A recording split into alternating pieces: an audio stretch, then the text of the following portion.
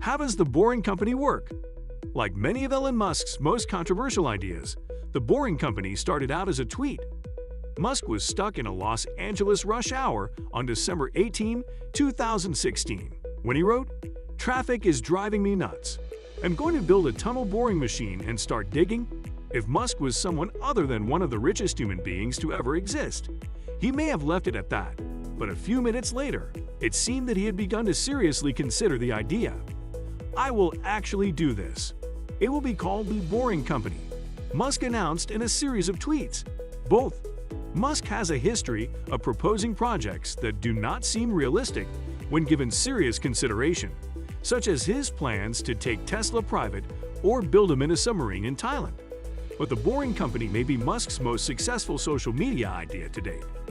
The Tesla CEO officially launched the Boring Company in January 2017, but not before returning to Twitter to create the company's motto, "Boring, it's what we do." Before we begin to tell you all about this not-so-boring company, we would like to ask you to subscribe to our channel and press the bell icon to receive notifications for our latest videos. Now, let's begin. The Boring Company grabbed headlines a month later in February 2017 when it dug a test pit on the grounds of SpaceX excavation, reportedly started on Friday afternoon. When Musk said, "Let's get started today and see what's the biggest hole we can dig between now and Sunday afternoon," running 24 hours a day. By the end of that period, the Boring Company had managed to produce a hole 30 feet wide, 50 feet long, and 15 feet long. While Elon Musk has shown a keen interest in on Earth and in space, he appears just as interested in what is happening underground.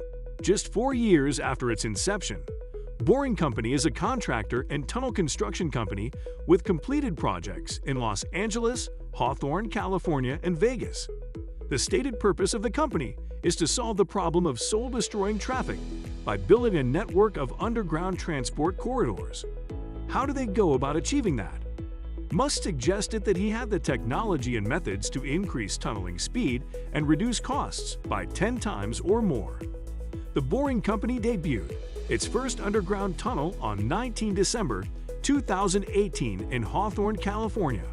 When the project was first proposed, Musk suggested that pods capable of carrying 16 passengers simultaneously would shoot down the tunnel at speeds of up to 150 miles per hour.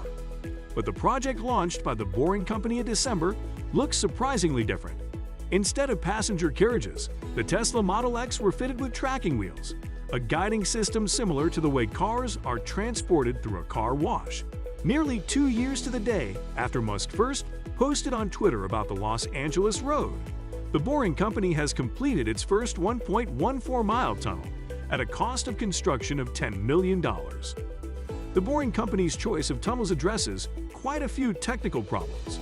Firstly, to solve the problem of deadly traffic, the roads have to go 3D. Many roads today include 3D features like elevated highways and cloverleaf interchanges that are expensive and disruptive to build. Tunneling networks are 3D and provide high-throughput transportation in an economically effective way. If this concept takes hold, traffic jams and congestion will be a thing of the past. There is no effective limit to how many layers of channels can be built, so any current or future capacity target can be achieved. This is flexible compared to the surface system, where adding lanes to the road is.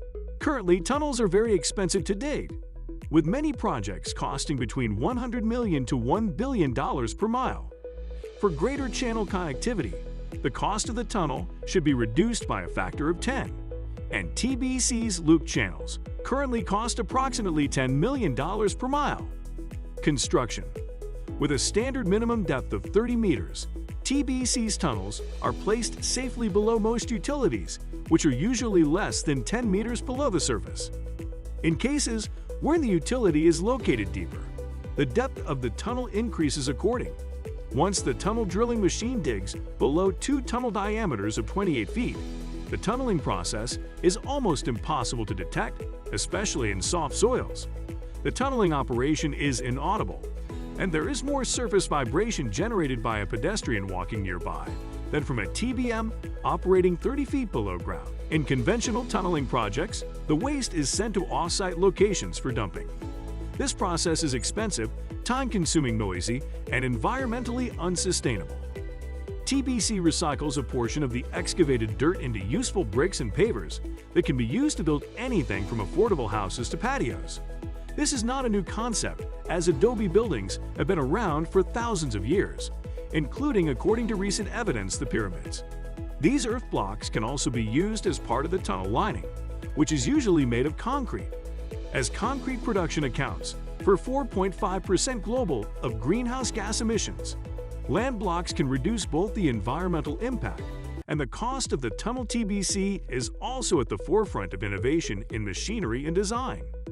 It has come up with several revolutionary concepts that may change the nature of transport. One of them is PruffRock, a giant TBM that will enable the construction of megaprojects in a matter of weeks rather than years.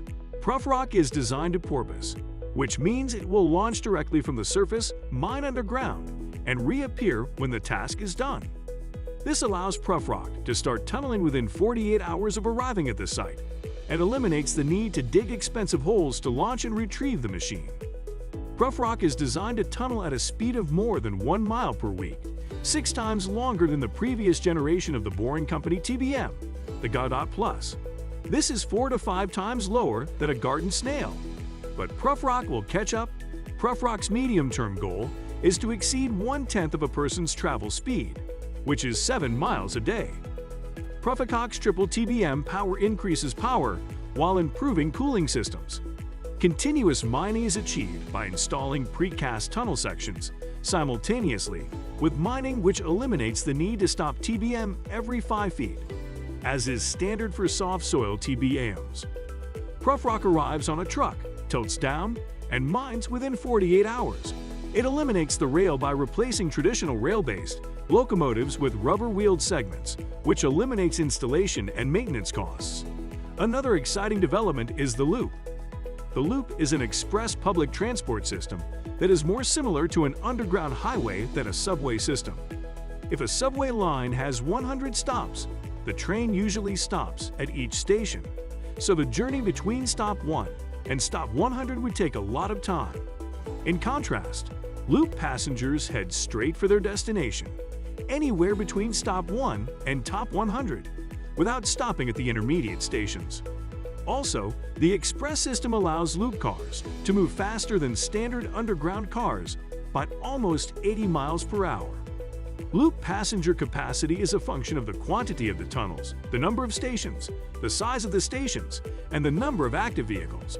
The LVCC Loop system serves 4,400 passengers per hour with 3 major stations, while the Vegas Loop has a target of 51,000 passengers per hour with 43 stations in the middle. Unlike the subway, there is no upper limit of the number of stations that can be built along the tunnel because the stations can be as small as 2 parking spaces. Since stations require such a small space, they can be easily integrated into busy city areas, parking garages, and residential communities. This brings our video to an end. We hope you liked it. If so, press the like button and stay tuned for more exciting comments. Bye.